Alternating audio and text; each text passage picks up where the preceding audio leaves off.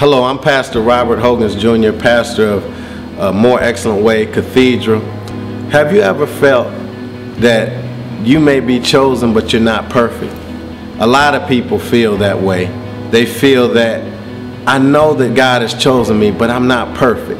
That word perfection, we have had different definitions of that word, and we apply them to our lives. It doesn't mean without flaws. It does mean maturity. And God wants us all to be mature. God wants everything in our lives that happens in our lives to mature us. So you may feel like, Lord, I know you've chosen me, but I'm not perfect. It doesn't matter. God chooses us in spite of our imperfections.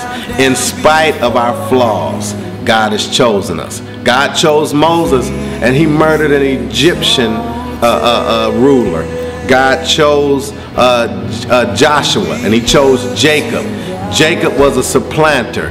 God chose these men who were not perfect, but he knew that those men was going to accomplish his purpose and his plan for their lives. So even if you feel like you're not perfect, and guess what? All of us do, but yet and still, God has chosen you. God chooses imperfect vessels because he knows that we can do those things that he's called us to do. One of the lines that I wrote in my book was, we're perfectly flawed.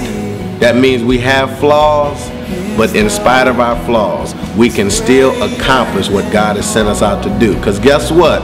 Your flaws make you who you are. And if all of us are different, we all got different weaknesses and different issues. God knew that before we were born. And God can use all of those things to touch somebody's life.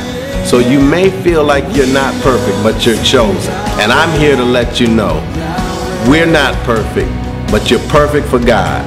He's chosen you, and hold your head up and continue to move toward God. Move toward the things that he's called you to do, because you are his chosen.